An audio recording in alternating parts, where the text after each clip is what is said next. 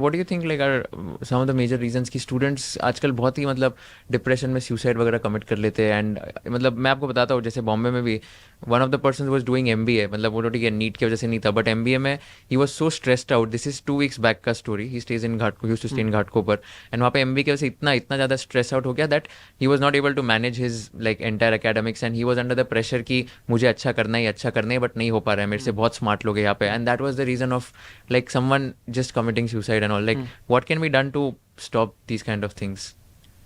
सबसे पहली चीज़ तो हमें जो ध्यान रखनी है कि पेरेंट्स की जो एक्सपेक्टेशन है स्टूडेंट से, कई बार नोइंग अननोइंगली भी, डायरेक्टली इनडायरेक्टली भी, पेरेंट्स आपका हमेशा हित चाहते हैं।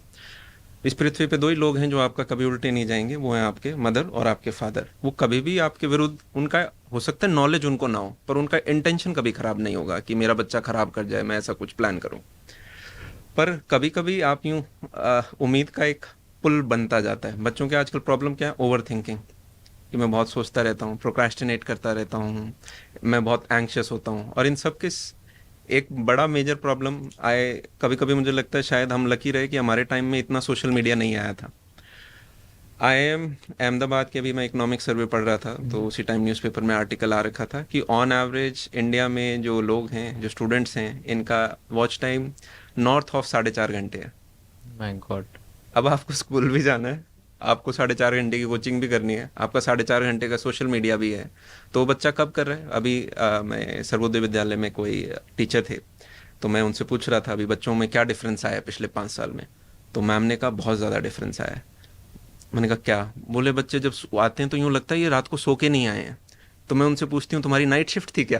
तो वो कहते हैं, बच्चे से बता देते हैं मैम मैं फ़ोन यूज़ कर रहा था और इसलिए मैं टाइम पे सो नहीं पाया। और पेरेंट्स भी क्या है, आप किसी रेस्टोरेंट में जाओ, छोटे छोटे 1-2 साल के बच्चे दिखेंगे, उनके सामने इतना बड़ा आईपैड लगा रखा होगा जिससे वो खाना खा ले। पुराने ज़माने में लोग टीवी स्टार्ट कर देते थे, बच्चे इधर उधर ना भागे, अब फ़ोन स्टार्ट कर देते हैं। ये बच्चा जब बड़ा होता है इससे फ़ोन नहीं छूटता, और इसका एवरेज वॉच टाइम 4.5-5 घंटे है।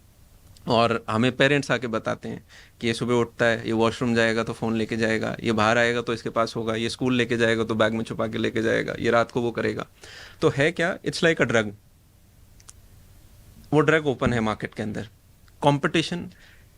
आप सेम मेहनत शायद कहीं और हम कर रहे होते, आपको बेटर अपॉर्चुनिटीज़ मिल सकती थी, क्योंकि फियर्स कंपटीशन नहीं था।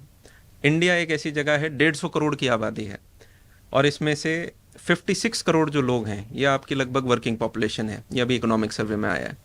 अब इन 56 करोड़ में से 45% फार्मिंग में, और सिर्फ 28% आपके सर्विस सेक्टर में, और मैन्युफैक्चरिंग और भी कम है, शायद 11-12% आई बिलीव। किसी भी आप डेवलप्ड इकोनॉमी को अगर देखोगे तो वहाँ सर्विस सेक्टर का कंट्रीब्यूशन सबसे ज़्यादा होता है। इट्स 68%, 70%। आप यूएस सिंगापुर को देखेंगे तो हमारे यहाँ 28% है। और फार्मिंग जो हमारे यहाँ 45% है, वो उन कंट्रीज़ में लेस देन 5% होता है, 2% आपको मिलेगा।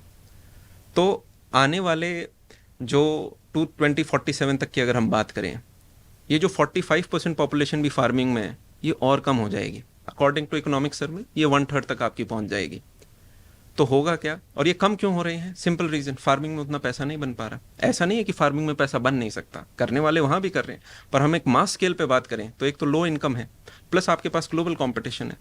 आप मान लो यहाँ पे कॉर्न उगा रहे हो, यूएसए में कॉर्न और सस्ता उगता है, तो वो इम्पोर्ट करके आदमी कम प्राइस पे लेगा, तो अब आपको कम पैसा भी मिल रहा है, क्योंकि पहले ज़मीनें बड़ी थी, अब हर सबके 2-2 3-3 बच्चे हो गए, सबके प्लॉट साइज भी छोटे हो गए। यील्ड आप कितनी बढ़ा लोगे? आप कंपटीशन भी ज़्यादा फियर्स कर रहे हो, तो लोग फार्मिंग से निकलेंगे। अब निकल के कहाँ जाएं? तो सबसे बड़ी चीज़ दिखती है गवर्नमेंट एग्ज़ाम। और स्पेशली जो बच्चा टियर 3 टियर 2 सिटी से आ रहा होता है, वो कहता है कि यार गवर्नमेंट एग्ज़ाम है, इसके अंदर हम जाएं। मैं was recently talking to some teacher, तो वो बता रहे थे कि इस बार एसएससी शायद एग्ज़ाम है, उसमें नियर अबाउट 1 करोड़ के टोटल फॉर्म भरे गए हैं, सिलेक्शन 0.45%। आई बिलीव सही बता रहे होंगे। तो मैंने कहा यार क्या इतने लोग फॉर्म भर रहे हैं? तो ऐसा नंबर सोच के ही आप, और उसमें इंजीनियर्स भी बैठ रहे हैं, पीएचडीज भी बैठ रहे हैं, बीएससी बीए बीकॉम, हर तरह का जो बच्चा है उस एग्ज़ाम में अप्लाई कर रहा है। If you learned something new from this video, do share it with your friends and subscribe to this channel so that we can bring you the best content possible. Also, if you want to watch this entire episode, click on the link in the description box and you can go to Kushal Lodha YouTube channel and watch the entire podcast episode. Thank you so much for watching this and have an amazing day.